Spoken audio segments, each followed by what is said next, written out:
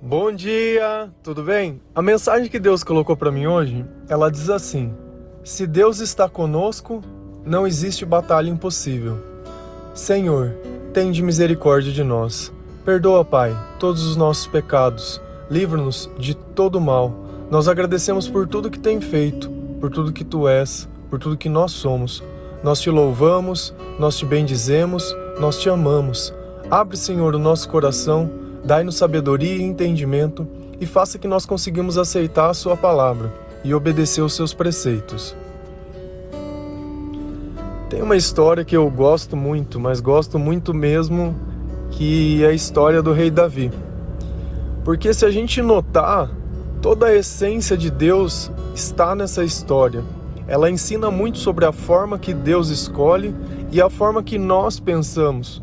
Porque Samuel, quando ele foi ungir Davi, quando ele tentou encontrar entre os irmãos qual seria aquele que Deus escolheu, ele simplesmente escolheu pela beleza. E Deus lá ele deixa muito bem claro que ele não escolhe pela beleza, Deus escolhe pelo coração. E um dos fatos mais notórios que a gente nota é a batalha entre Davi e Golias. Se a gente notar, Davi era um pastor, Golias era alguém que já era um guerreiro, muito maior que ele, teoricamente muito mais preparado que ele. Se a gente notar, isso ilustra muito bem aquilo que Deus quer usar para fazer a obra dele. Ele não quer os capacitados, mas ele quer aqueles que se permitem se capacitar. Então é muito mais fácil uma pessoa que não tem estudo, uma pessoa que não está preparada, conseguir alcançar um objetivo do que aquela que estudou e se dedicou. Por quê? Porque aquela que se dedicou, muitas vezes fez pelo próprio esforço. Aquela que não tem a capacidade, se permitiu estar cheia do Espírito Santo, se permitiu receber revelações, se permitiu ser aquilo que Deus quisesse que ela fosse. Se a gente olha lá em 1 Samuel 17:33, Davi chega e diz assim: olha, esse filisteu aí, desse gigante, ele tá afrontando todo o exército de Israel, não tá certo isso. E ele vai lá para Saul e fala: ó, deixa comigo aqui que eu vou acabar com esse cara aí. Mas pensa, uma pessoa pequenininha, um pastor que não tinha nada. Você simplesmente fosse fazer uma aposta, você jamais apostaria em Davi. Só que o nada de Davi era uma arma que ninguém tinha, que era Deus. Então, quando você nota, Saul olha para Davi e diz assim: você não tem condições de lutar contra esse filisteu, você é apenas um rapaz, e ele é um guerreiro desde a mocidade. Quantas vezes já não aconteceu isso na sua vida? Você estava diante de uma situação e simplesmente teve medo, porque você notou que as outras pessoas elas estavam muito mais preparadas que você, que as outras pessoas elas já estavam naquele propósito muito antes de você. Como diz a palavra, Golias era guerreiro desde a mocidade, então a vida inteira ele se preparou para aquele momento. E Davi não. Davi estava cuidando das ovelhas de seu pai, Davi estava fazendo outras coisas. E é curioso que quando você olha nessa passagem, ele diz que ele já tinha enfrentado outros animais ferozes, mas ele nunca tinha contado nada para ninguém. Então você nota que na vida de Davi, Deus sempre esteve com ele, porque o sobrenatural sempre aconteceu na vida dele. Só que tem um fato que é muito curioso, que ele nunca usou esse tipo de coisa para se gabar, para se dizer: olha, eu sou melhor que você porque eu enfrento animais selvagens e eu mato eles. Ele nunca disse nada disso, ele nunca se gabou. E essa é uma das primeiras coisas de quando a gente começa a fazer as coisas por Deus, é não querer roubar a glória de Deus. Então, na nossa vida, sempre diante da batalha, teoricamente, a outra pessoa ela vai parecer que está mais capaz, ela vai parecer que é muito maior, o problema vai parecer que está mais, assim, que as coisas não vão estar favoráveis ao seu lado. E olha que coisa curiosa, quando Davi conseguiu convencer Saul, a primeira coisa que Saul quis fazer era tornar Davi parecido com Golias. Mas como ele faria isso? Colocando uma armadura em Davi. Lá em Samuel 17:38 diz assim: Saul vestiu Davi com sua própria túnica e colocou-lhe uma armadura e lhe pôs um capacete de bronze na cabeça e disse a Saul: não consigo andar com isto, pois não estou acostumado. Então tirou tudo aquilo. Você percebe que Deus ele não vai te transformar naquilo que o seu inimigo é. Você não faz diferença a armadura, não faz diferença a arma, não faz diferença a espada. Nada disso tem importância, porque não vai ser isso que vai te proteger. Nota que Deus de novo deixou Davi como Davi era. E muitas vezes você está aí querendo se parecer com as outras pessoas. Deus te quer como Ele te fez. Ele não te quer diferente disso. Por mais que você coloque 1 milhão de defeitos naquilo que você é, Deus te ama exatamente dessa forma. E exatamente dessa forma você vai passar por tudo que tiver que passar. Não é a questão, é isso que às vezes a gente não consegue entender.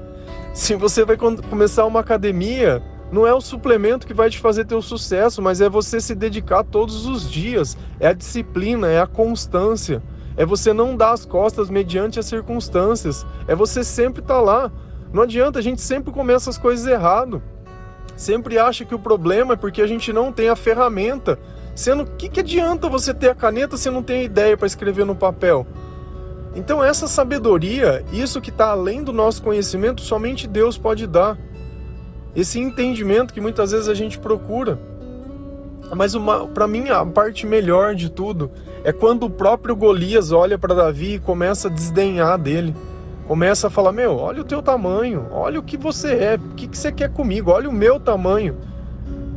Quantas vezes já não fizeram isso com você, tentando te colocar no seu lugar, tentando te humilhar, tentando te desmerecer?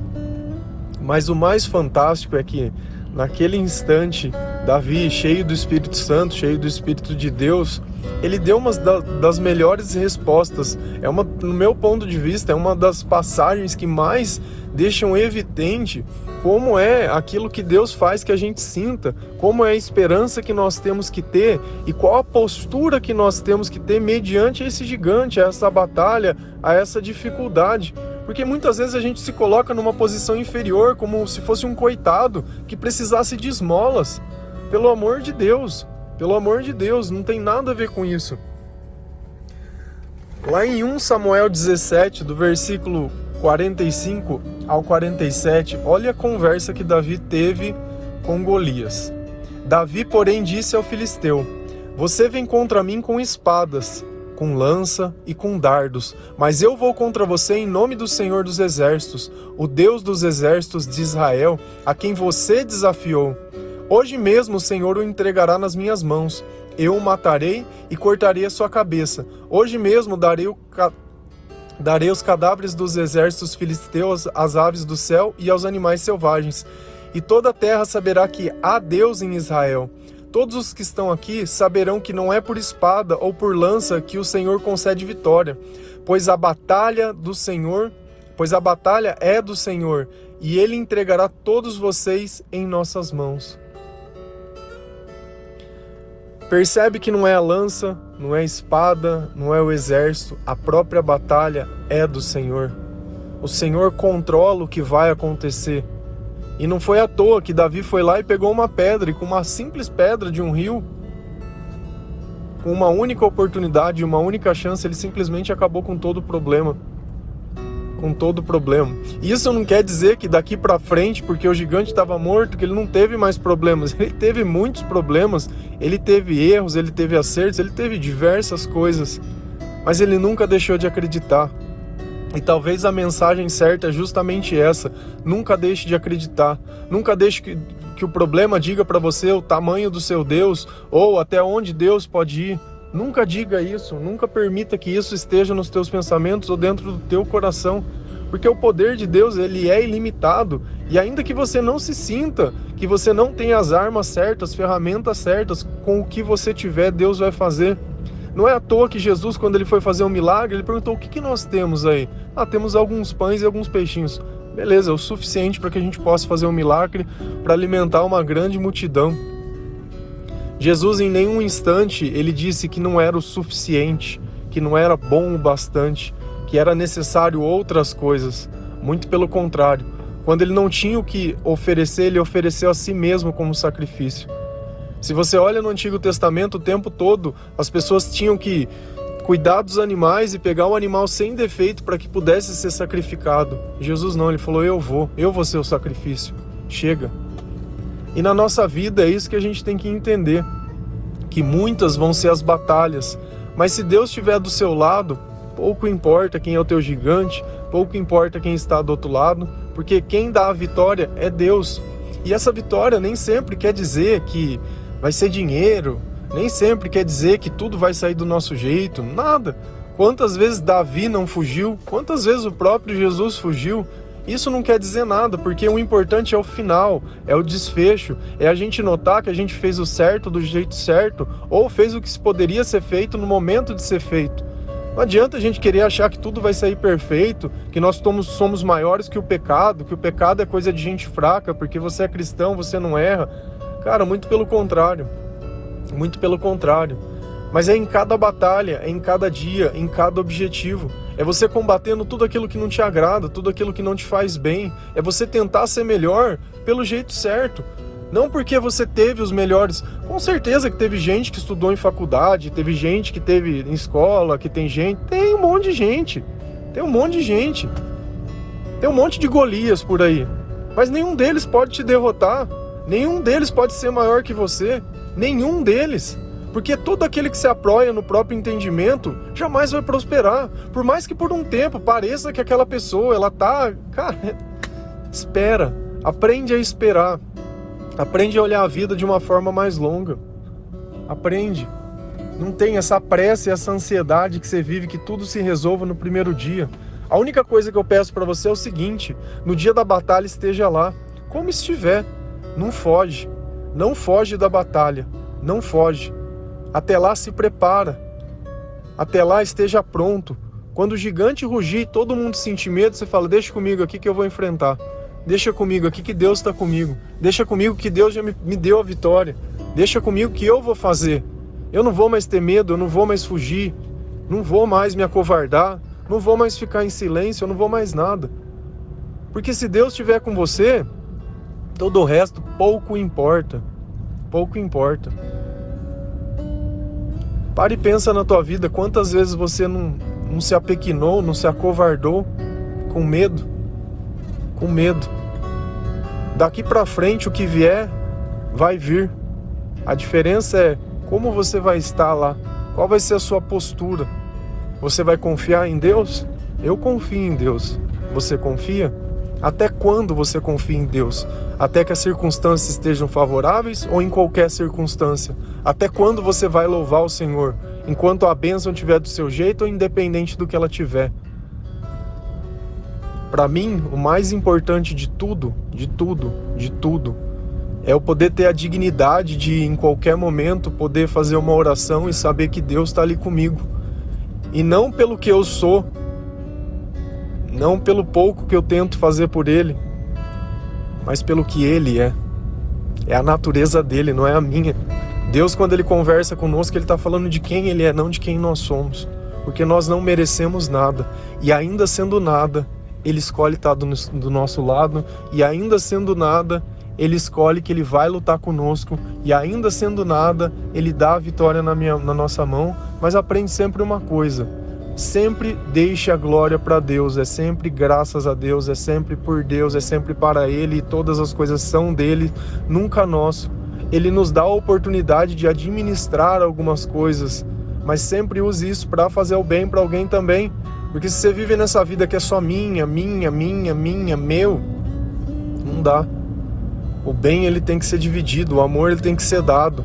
Senão não tem sentido. Amém? Que Deus nesse dia possa tocar o seu coração. E eu sei que Ele já tem te transformado. Eu sei que tem mudado os teus pensamentos. Muitas vezes, muitos são os questionamentos, mas cada vez eles têm perdido força, porque você tem notado que Deus tem honrado. Quantas vezes na sua vida você buscou Deus tão sedento assim? Quantas vezes na sua vida você leu tanto a palavra de Deus? Quantas vezes na sua vida você ouviu tanto louvor? Quantas vezes na sua vida você quis tanto alguma coisa? Antes você procurava pessoas, hoje você procura Deus. Amém? Bom dia.